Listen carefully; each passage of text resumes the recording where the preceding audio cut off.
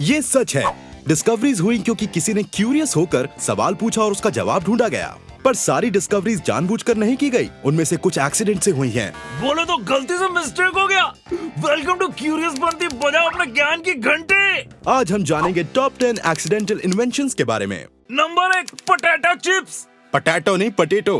किसको पीटो? तुझको पता है अमेरिकन साल में पटेटो चिप्स खाने के लिए $7 बिलियन खर्च करते हैं। 1853 में साराटोगा स्प्रिंग्स रेस्टोरेंट के कुक जॉर्ज स्पेक्ट्रम को एक कस्टमर बार बार लगातार कंप्लेंट्स किए जा रहा था कि उसके बनाए फ्रेंच फ्राइड पटेटो क्रिस्पी नहीं है। तो फिर कोई हल निकला क्या भाई? हाँ निकला ना, बताता हूँ। उसने पटेटो को बहुत पतला काटा, उसे डीप फ्राई किया और उस पर नमक छिड़क कर उसे सर्व कर दिया और उसी के बाद तैयार हो गए पटेटो चिप्स। बोले तो चखना तैयार। Number 2, match.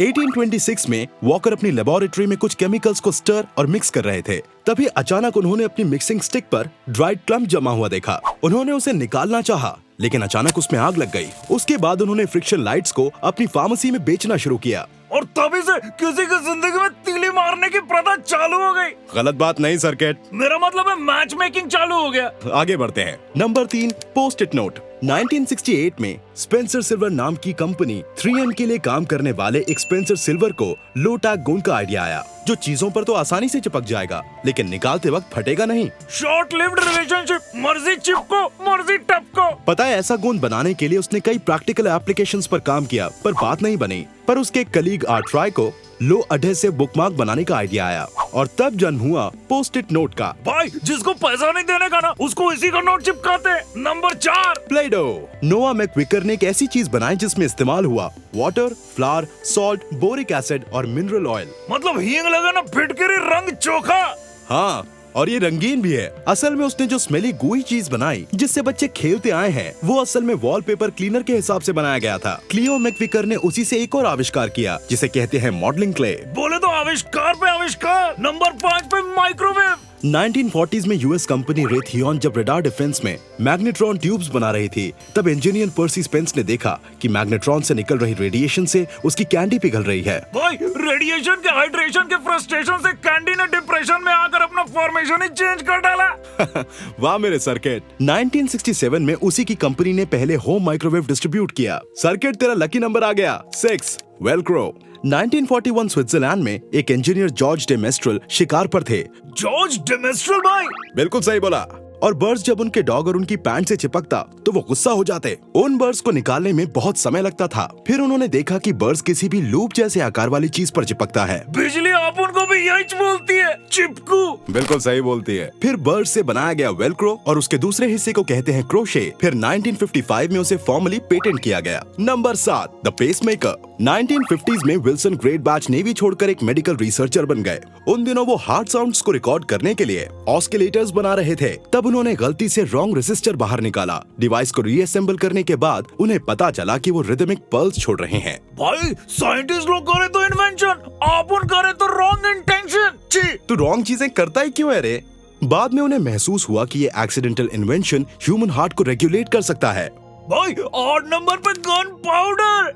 गन पाउडर पहला फिजिकल एक्सप्लोसिव बन गया और चाइनीज द्वारा इसके आविष्कार के बाद से युद्ध में इसने क्रांति ला दी। भाई क्रांति को तो पता नहीं, लेकिन पेट की शांति के लिए चाइनीज खिला दो ना। हाँ खिलाता हूँ, पहले ये सुन। मानो या ना मानो 9th सेंचुरी के अंत में टैंग डायनेस्टी के दौरान इसका आविष्कार हुआ और इसे बनाने में 3 मुख्य चीजों का इस्तेमाल हुआ, जो थे सॉल्ट पीटर, सल्फर और चारकोल। भाई इससे क्या क्या बनाया गया बताओ ना। इससे बनाए गए फायर एरोज, बॉम्ब्स और फायर लांस। भाई अपन भी तो फायर लांसर है ना, सुपारी लेते हैं। चुप कर। नंबर 9 पर है डायनामाइट। ये तब तक नहीं बना था जब तक अल्फ्रेड नोबेल ने गलती से अपनी शक्ति को बाधित किए बिना पदार्थ से युक्त एक विधि की खोज नहीं की थी और उसके बाद ही बॉम्ब्स बनने लगे।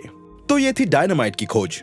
नंबर 10 पर है पेनिसिलिन। एंटीबायोटिक के आने से पहले दुनिया भर में हजारों लोग सिंपल इन्फेक्शन से मर जाते थे क्योंकि उनका इम्यून सिस्टम बहुत कमजोर होता था। भाई कोरोना के दादा। हाँ वैसा ही समझ ले। पता है 1929 में अलेक्जेंडर फ्लेमिंग नामक एक बैक्टीरियोलॉजिस्ट छुट्टी के बाद अपनी प्रयोगशाला में लौट आए और सफाई करते समय उन्होंने देखा कि स्टेफिलोकॉक्स बैक्टीरिया युक्त पैट्री डिश खुली रह गई थी। उन्होंने देखा कि मोल्ड ने लगभग सभी बैक्टीरिया को मार दिया था और बाद में इस बैक्टीरिया का नाम पड़ा पेनिसिलियम नोटाटम। नामकरण के फंक्शन में ना पूरे मोहल्ले को बुलाया होगा। नहीं, और बाद में फ्लेमिंग को एहसास हुआ कि इसे बिना किसी नुकसान के छोटे जानवरों को दिया जा सकता है, और इस खोज का श्रेय जाता है हार्वर्ड फ्लोरे और अर्नेस्ट चेन को।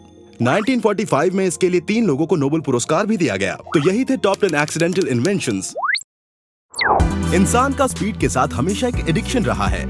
वो हमेशा तेजी और रफ्तार से दौड़ना चाहता है, फिर चाहे वो लैंड हो, सी हो या एयर हो। दोस्तों, क्यूरियस बुद्धि अभी सब्सक्राइब करो और आज जानेंगे 10 fastest things in the world के बारे में। नंबर 10 फास्टेस्ट लैंड एनिमल है चीता, जो 60 माइल्स पर आवर की स्पीड से दौड़ सकता है। भाई, ये चीता क्या पीता जो इतना तेज दौड़ता? चीता तेज दौड़ता है क्योंकि उनके बड़े नॉस्ट्रल्स होते हैं और उसी से वो एक्स्ट्रा ऑक्सीजन इनटेक कर सकता है, और उनके बड़े लंग्स और हार्ट की वजह से वो अपने शरीर के ऑक्सीजनेटेड ब्लड को अपनी मांसपेशियों में पंप करते हैं। तभी वो इतना जंप करते हैं। तू भी ना।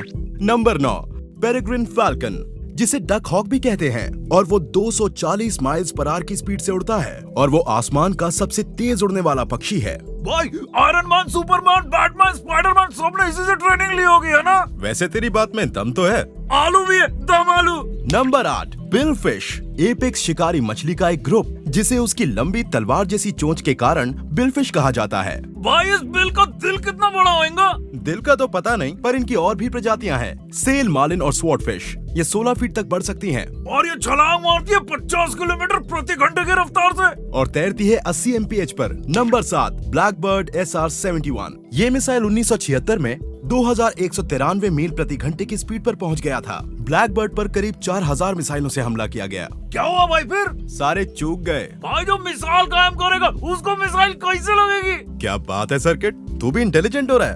अब उन क्यूरियस बनती जो देखता है। भाई, अपना lucky number 6 JR Maglev MLX-01, जिसे सेंट्रल जापान रेलवे कंपनी ने डिजाइन किया था। भाई, ये ट्रेन तो रजनीकांत का लग रहा है। मुझे एकांत चाहिए सर्किट। वैसे एक बार जब ये 25 मील प्रति घंटे की स्पीड पर पहुंच जाती है, तो उसके टायर कैरेज के नीचे फोल्ड हो जाते हैं। और फिर बोले तो ये हवा में तैरता होगा, है ना भाई? हाँ, और इसका कारण है मैग्नेटिक लेविटेशन।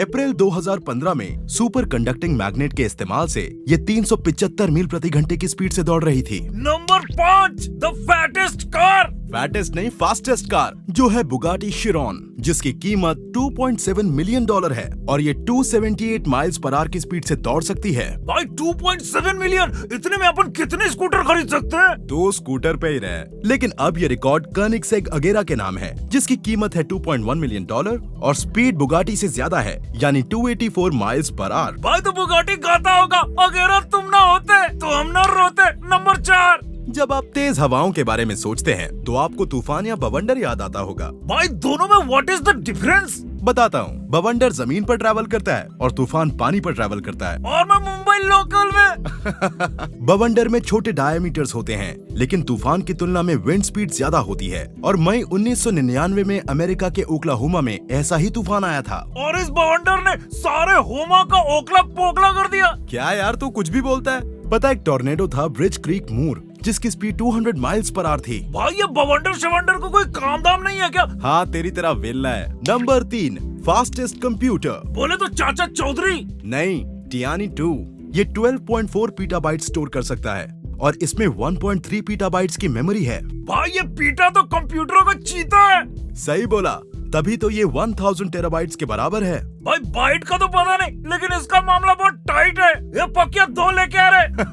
नंबर 2 जब बात सोशल मीडिया की आती है, तो फेसबुक के अब भी 200 बिलियन से ज्यादा एक्टिव यूजर्स हैं। भाई, अपनी गर्लफ्रेंड बिजली ना फेसबुक पे मिली थी। फेसबुक कितनी अच्छी चीज है भाई। हाँ, तभी तेरा शॉर्ट सर्किट हुआ। वैसे फेसबुक पर 461 मिलियन मंथली एक्टिव यूजर्स हैं। इतने लोगों को ये कैसे संभालता है? अपने से तो एक बिजली नहीं संभालती। व्हाट्सएप और इंस्टाग्राम के 400 मिलियन यूजर्स हैं, और उसके बाद आते हैं वीचैट, स्नैपचैट और ट्विटर। नंबर 1 पे मेरी बिजली है ना भाई। हाँ, तेरी बिजली। हाँ। लाइट की स्पीड है लगभग 670,616,629 mph। भाई, इतने लोग अपन की बारात का स्वागत करेंगे क्या? नहीं रे, ये उसकी स्पीड बता रहा हूँ। लाइट की स्पीड से ट्रैवल करने वाला व्यक्ति 1 सेकंड में लगभग 7.5 गुना स्पीड से धरती के चक्कर लगा सकता है। भाई, अगर अपन बिजली का हाथ पकड़ लेना तो फ्री का वर्ल्ड टूर कर लेंगे। ठीक है, ऑल द बेस्ट। इंटेलिजेंस, ये शब्द सुनते ही आपके दिमाग में क्या आता है? आप शायद गणित, विज्ञान या एल्गोरिथम्स और मुश्किल सवालों वाले IQ टेस्ट्स के बारे में सोचते हैं, है ना? यदि आप गणित या अलग भाषा सीखने में अच्छे हैं, तो स्कूल में पढ़ना आपके लिए एक अच्छा अनुभव रहा होगा, क्योंकि शिक्षा प्रणालियों की बात करें तो यही दो मुख्य इंटेलिजेंस हैं। लेकिन एक अध्ययन के अनुसार ये चीज पिछले कुछ वर्षों में बदल गई है, क्योंकि उसके अनुसार दरअसल 9 तरह की इंटेलिजेंस है। अमेरिकन साइकोलॉजिस्ट हावर्ड गार्डनर ने थ्योरी ऑफ मल्टीपल इंटेलिजेंसेस बनाई है। इसके अनुसार 9 ऐसे क्षेत्र हैं जहां लोग इसमें कुशल हो सकते हैं। तो आइए जानते हैं 9 तरह की इंटेलिजेंस कौन सी हैं।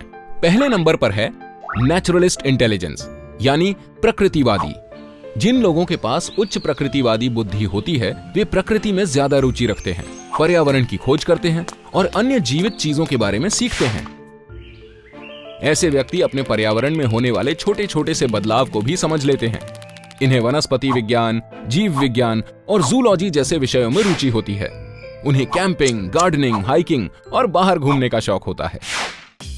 दूसरे नंबर पर है म्यूजिकल इंटेलिजेंस, यानी संगीत की समझ या फिर साउंड स्मार्ट। जो लोग संगीत में रुचि रखते हैं, वो पैटर्न, लय और ध्वनियों को अच्छे से समझते हैं। संगीत को लेकर उनका प्रेम असीम होता है और ऐसे लोग अक्सर संगीत रचना यानी कॉम्पोजिशन और परफॉर्मेंस में अच्छे होते हैं। उन्हें गाना गाना, संगीत वाद्य यंत्र बजाना भी पसंद होता है। इतना ही नहीं, वो संगीत के पैटर्न और स्वर को आसानी से समझ लेते हैं। तीसरे नंबर पर है लॉजिकल मैथमेटिकल इंटेलिजेंस, या जो गणित में रुचि रखने वाले व्यक्ति होते हैं। जिन लोगों की मैथमेटिकल इंटेलिजेंस ज्यादा होती है, वो तर्क पैटर्न को पहचानने और तार्किक रूप से समस्याओं का विश्लेषण करने में सक्षम होते हैं। वो जटिल समस्याओं को सुलझाने में माहिर होते हैं और मुश्किल से मुश्किल मैथमेटिकल प्रॉब्लम्स को भी सॉल्व कर लेते हैं। चौथे नंबर पर है एग्जिस्टेंशियल इंटेलिजेंस, यानी अस्तित्वगत बुद्धिमत्ता। उच्च अस्तित्ववादी बुद्धि वाले लोग अच्छे दार्शनिक विचारक यानी फिलोसॉफिकल थिंकर्स होते हैं। वो जीवन और मानव अस्तित्व से जुड़े सवालों के बारे में सोचते हैं, जैसे कि जीवन का अर्थ क्या है, हम क्यों मरते हैं और हम यहाँ कैसे आए। पारस्परिक यानी इंटरपर्सनल इंटेलिजेंस, यानी पीपल स्मार्ट। जिनके पास पारस्परिक बुद्धिमत्ता है, वो दूसरों को समझने और बातचीत करने में अच्छे हैं। ऐसे व्यक्ति अपने आसपास के लोगों की भावनाओं, प्रेरणाओं, इच्छाओं और इरादों का आकलन करने में माहिर होते हैं। वे बातचीत या बिना बात किए भी लोगों को समझ जाते हैं। छठे नंबर पर है शारीरिक यानी बॉडीली किनेस्थेटिक इंटेलिजेंस। जिनके पास उच्च शारीरिक किनेस्थेटिक बुद्धि है, वे शारीरिक समन्वय यानी फिजिकल कोऑर्डिनेशन में काफी अच्छे होते हैं। वो हाथ, आंख में अच्छा तालमेल बिठा लेते हैं और नृत्य और खेल में अच्छे होते हैं। सातवें नंबर पर है लिंग्विस्टिक इंटेलिजेंस, यानी भाषाई बुद्धिमत्ता। जो लोग भाषाई मौखिक बुद्धि में अच्छे होते हैं, वे लिखते और बोलते समय शब्दों का अच्छी तरह से उपयोग करने में सक्षम होते हैं। ऐसे व्यक्ति आमतौर पर कहानी लिखने, जानकारी याद रखने और पढ़ने में बहुत अच्छे होते हैं। ये बहस करने या भाषण देने में निपुण होते हैं और वो चीजों को काफी अच्छी तरह से समझते भी हैं। आठवें नंबर पर है इंट्रापर्सनल इंटेलिजेंस, यानी सेल्फ स्मार्ट। अच्छी इंट्रापर्सनल इंटेलिजेंस वाले व्यक्तियों में बहुत कमाल की आत्म जागरूकता होती है और वो स्वयं की भावनात्मक विचारों, भावनाओं और प्रेरणाओं को समझते हैं। ऐसे व्यक्तियों को खुद का विश्लेषण करने में मजा आता है और अक्सर दिन में सपने देखना, दूसरों के साथ संबंध तलाशना और अपनी व्यक्तिगत शक्तियों का आकलन करने में व्यस्त रहते हैं। 9वें नंबर पर है दृश्य स्थानिक यानी विजुअल स्पेशियल इंटेलिजेंस।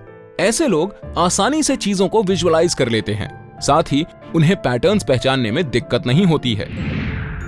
ऐसे लोग जल्द ही किसी पहेली, चित्र, ग्राफ या चार्ट्स को सुलझा लेते हैं या समझ लेते हैं, और तो और ये नक्शे भी बहुत जल्द ही समझ लेते हैं। तो ये थी 9 प्रकार की इंटेलिजेंस। आपको क्या लगता है कि आप सबसे अच्छे किसमें हैं? क्या आपको नहीं लगता कि एनिमल किंगडम में इंसान सबसे अजीब प्राणी है? वैसे ये सब आपको हमारी रोजमर्रा की अजीब और बेढंगी हरकतों में नजर आ जाएगा। हम अपनी उंगलियां चटकाते हैं, हमारे रोंगटे खड़े हो जाते हैं, ठंड लगने पर कांपते हैं, देखते हैं लेकिन पलक झपकाते हैं, हमारी आंखों में धब्बे देख सकते हैं, प्याज काटते वक्त रोते हैं, डकार मारते हैं, फाट करते हैं, खुजली, छींक, बदबू सूंघ सकते हैं और एक साथी के लिए कितना संघर्ष करते हैं, और सबसे अजीब, खुद को गुदगुदी नहीं कर सकते। आज हम इंसानी शरीर के बारे में 7 अजीब और मजेदार तथ्यों के बारे में जानेंगे। पहला, शर्माना। सिर्फ इंसानों को ही शर्माने या ब्लश करने के लिए जाना जाता है। अपने साथ कुछ अजीब होने पर आपके चेहरे की त्वचा के ब्लड वेसल्स के फैलाव के कारण आप ब्लश करने लगते हैं। चार्ल्स डार्विन के मुताबिक ये सबसे अजीब और सबसे ज्यादा मानवीय है और ये भावना सिर्फ और सिर्फ इंसानों के अंदर ही होती है। दूसरा, जीभ। जीभ में लगभग 8000 टेस्ट बड्स होते हैं। हर एक में 100 से ज्यादा सेल्स होती हैं, जो खाने का स्वाद लेने में आपकी काफी मदद करती है। टेस्ट बड्स सेंसरी ऑर्गन्स होते हैं जिससे आपको मीठे, नमकीन, खट्टे, कड़वे और उमामी जैसे स्वाद का अनुभव होता है। हमारी जीभ 8 आपस में जुड़ी मांसपेशियों से बनी होती है, जो हाथी की सूंड या ऑक्टोपस के टेंटिकल्स जैसी ही होती है। तीसरा, दिल। इंसान का दिल एक औसत जीवन काल में 300 करोड़ से भी ज्यादा बार धड़कता है और आपका दिल एक दिन में 1 लाख से भी ज्यादा बार धड़कता है। इसका मतलब है कि हर दिन हमारी रगों में कम से कम 2000 गैलन खून दौड़ता है। दिल इकलौती ऐसी मसल है जो कभी थकती नहीं है, इसलिए आपको अपने दिल का बहुत ध्यान रखना चाहिए, खासकर तब जब आपको पता हो कि ये आपके लिए कितना काम करता है। चौथा, इंसान बायोल्यूमिनेसेंट होते हैं। बायोल्यूमिनेसेंस का मतलब है कि एक जीवित जीव द्वारा प्रकाश का उत्पादन और एमिशन। जी हाँ, हम प्रकाश छोड़ते हैं। हालांकि सिर्फ इंसान ही वो प्रकाश नहीं देख सकते। ये प्रकाश उन लेवल से 1000 गुना कम होता है जिन्हें हमारी आंखें ठीक से देख पाती हैं, इसलिए हमें वो नजर नहीं आता। लेकिन सच तो ये है कि हम सब चमकते हैं। पांचवा, सिर्फ इंसान ही ऐसे जीव हैं जिनकी ठुड्डी होती है। भले ही ये बात सुन के आप अपनी ठुड्डी खुजला रहे हों, लेकिन ये सच बात है। सिर्फ इंसान ही ऐसे होते हैं जिनकी ठुड्डी होती है। आपने खुजलाई ना? हाँ, ठुड्डी हमारे चेहरे का सिर्फ निचला हिस्सा ही नहीं, बल्कि जबड़ों से बाहर निकली हुई छोटी सी हड्डी भी होती है। वैसे ये सुनने में अजीब तो लगेगा, लेकिन सिर्फ हम ही ऐसे हैं जिनकी ठुड्डी होती है। यहाँ तक कि चिंपैंजीज और गोरिल्लास, जो कि हमारे सबसे करीबी रिश्तेदार हैं, उनके भी ठुड्डी नहीं होती है। अजीब है ना? छठा, रक्त वाहिकाएं यानी ब्लड वेसल्स। अगर आपको इन्हें एक सिरे से दूसरे सिरे तक रखना है, तो मानव शरीर में पाई जाने वाली रक्त वाहिकाएं पूरी पृथ्वी के इर्द गिर्द 4 बार घूम सकती हैं और हमारी आर्टरीज, नसें और सेल्स लगभग 1 लाख मील तक फैल सकती हैं। सातवां, नाक। इंसान की नाक लगभग 1 करोड़ गंध का पता लगा सकती है। गुलाब की खुशबू, कॉफी, नींबू, इत्र, पॉपकॉर्न, इन सब की खुशबू पहचान सकती है। 1 करोड़ गंधों की बात करें तो ये उनमें से सिर्फ कुछ ही हैं जिनका फर्क इंसान की नाक और दिमाग ही कर सकते हैं। उम्मीद है आपको हमारा ये वीडियो जरूर पसंद आया होगा।